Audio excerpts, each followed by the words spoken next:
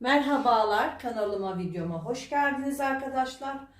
Bugün şöyle kışlık kumaşımız var. Bu kışlık kumaşımızdan bir yelek dikeceğiz arkadaşlar. Kumaşımı 2 kat katladım. Üzerinden düzeltme çizgimi çektim. Kumaş katına öncelikle arkayı çalışacağız. Evet, şimdi başlıyorum. Üzerinden 1 santim düzeltme çektim. 9 santim ense payı. 12 santim şöyle omuz için iniyorum. Omuzdan aşağıya 3,5 santim düşüklük veriyorum. Ensem için ise 3 santim düşüklük veriyorum. Hemen ensemi cetvelimle çiziyorum. Bakın 1-2 santim düz gittikten sonra ensemi çiziyorum. Omuz çizgimi düşüyorum. Ve hemen arka ve ön uzunluk 44 santimime iniyorum. İşaretini atıyorum. Mezromu hiç kaldırmadan yeleğimin boyunu ölçüyorum. 85 santim kıvırma payıyla beraber. 44'ten sonra 20 santim kalça düşüklüğünü düşüp işaretliyorum. Ve bu çizgileri enine uzatıyoruz.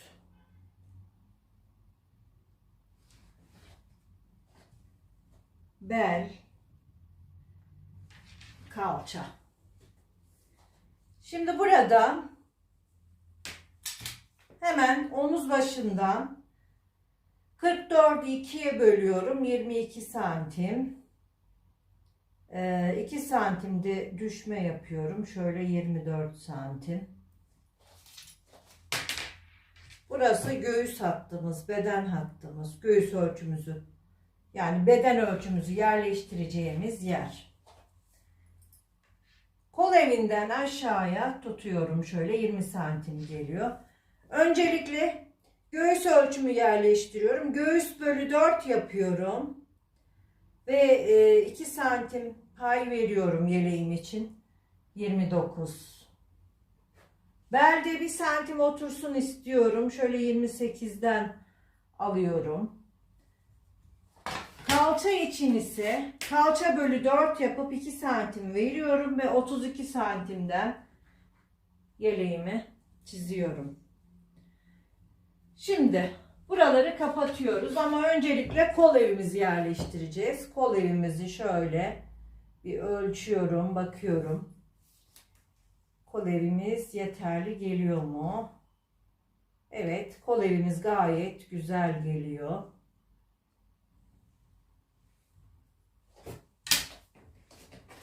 Riga cetvelimle hemen bel hattını çiziyorum. Cetvelimi ters çeviriyorum. Kalça hattını çiziyorum. Kalçadan aşağıya düz iniyorum. Ve burada bir yırtmaç istiyorum arkadaşlar.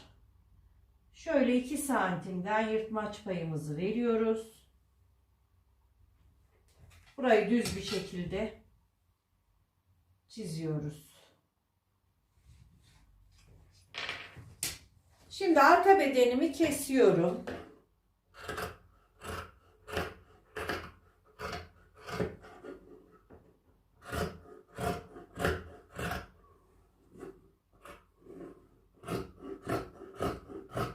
Dikiş payları ölçümün içinde.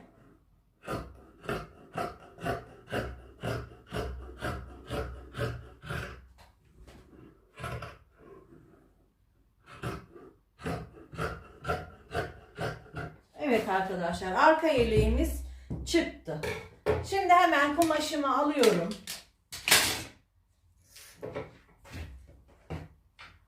Ön için kumaşımızı yerleştiriyoruz. Çevirelim şöyle kumaşımızı.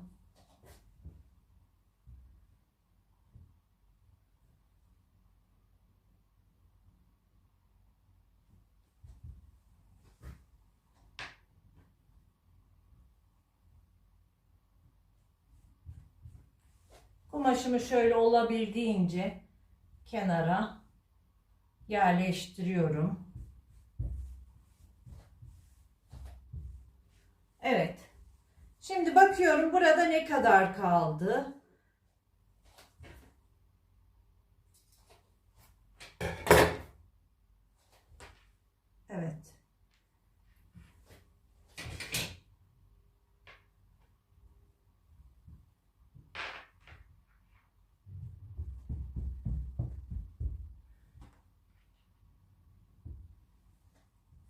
Evet, yeleğimizi kesiyoruz.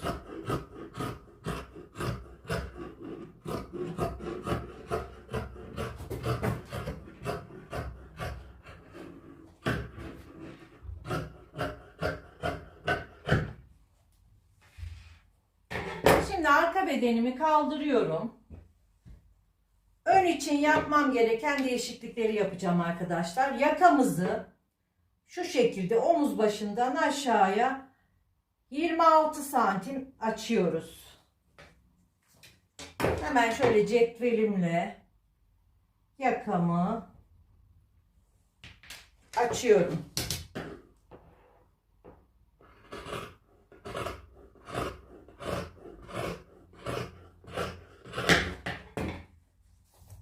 Omuzdan 1 santim aşağıya düşüyorum. Sıfır girerek 1 santim aşağıya düşüyorum. Kol evinden de sıfır girerek şuradan yığılma yapmaması için oyuntumuzu yapıyoruz. Evet arkadaşlar, gördüğünüz gibi ön bedenimiz kesildi. Yeleğimiz kesildi.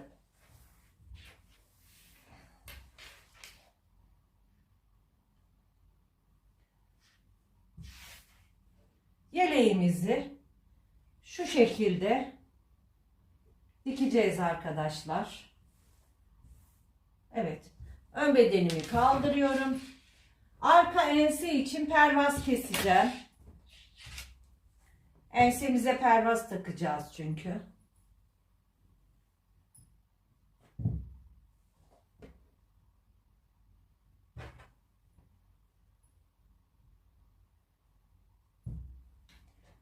Şöyle hemen enseyi çiziyorum.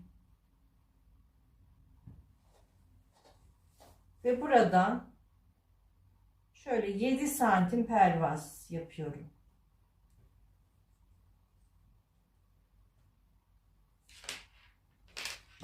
Pervazımızı kesiyoruz.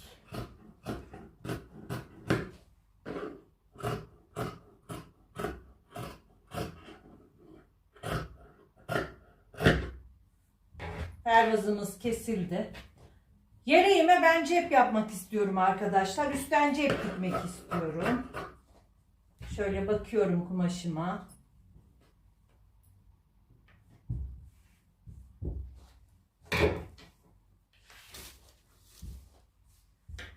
Evet, kumaşımın boyuna bakıyorum.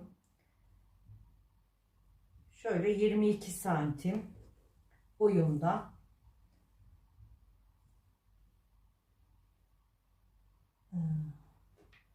18 santim de eninde olsun.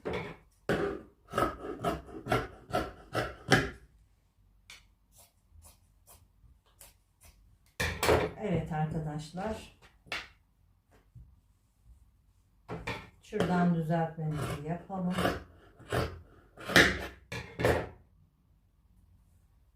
Bu da cebimiz.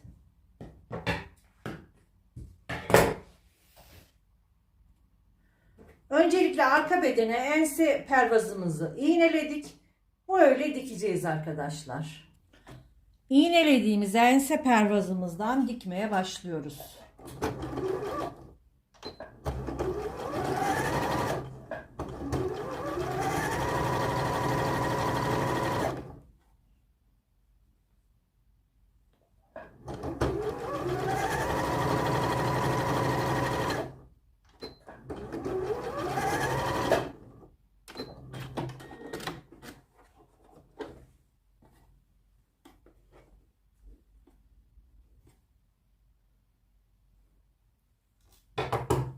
Diktiğimiz pervazımıza rahatça dönebilmesi için çıtlar atıyorum.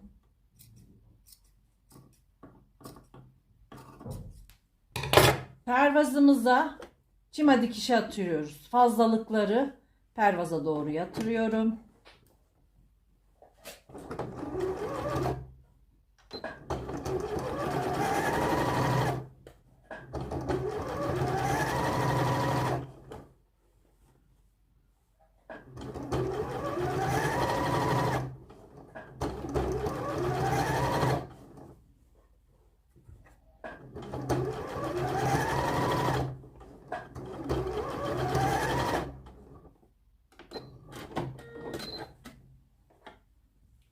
pervazımızı diktik arkadaşlar, gördüğünüz gibi.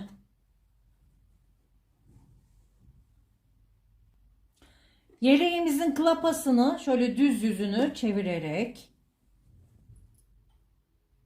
yakayı dikiyoruz.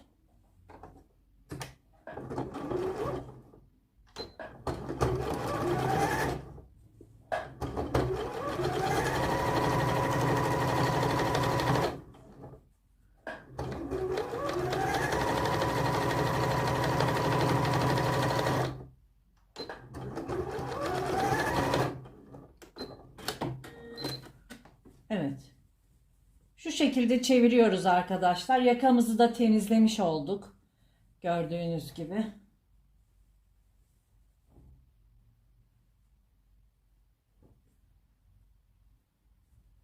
Şuradan da şöyle bir küçük bir dikiş atalım.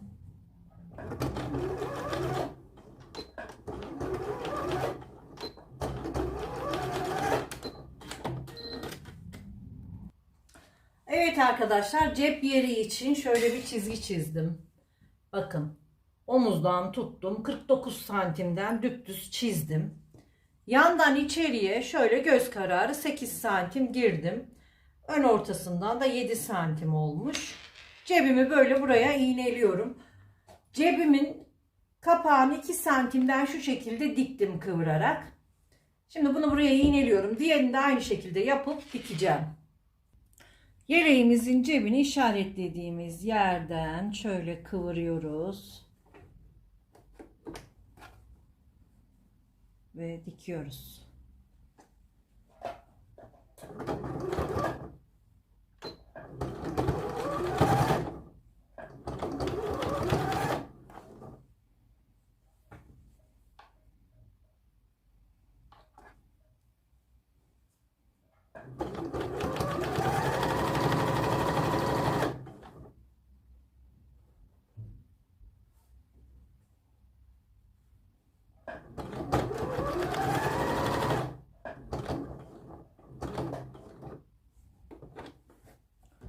Köşeye geldiğinde çeviriyoruz arkadaşlar.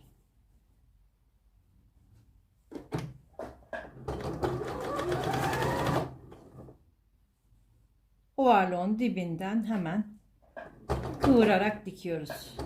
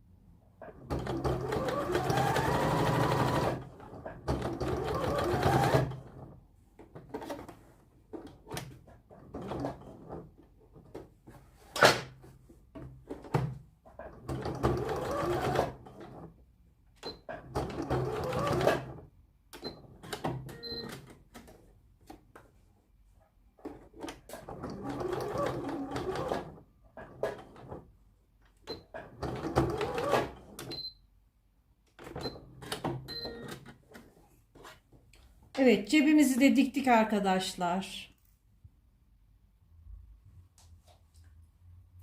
Arka bedenimi alta yatırıyorum ve ön bedenimi bu şekilde omzunu buraya yerleştiriyorum arkadaşlar. Bakın. Bu şekilde omzumuzu yerleştiriyoruz. Arka pervazımızı buraya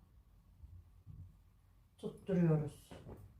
Arka pervazımızın içine ön bedenimizi yerleştiriyoruz. Çok temiz bir omuz çalışması olacak. Şimdi burayı da aynı şekilde yerleştiriyorum ve tertemiz bir omuz elde edeceğiz. Evet. Şurayı Gördüğünüz gibi bu şekilde iğneliyorum.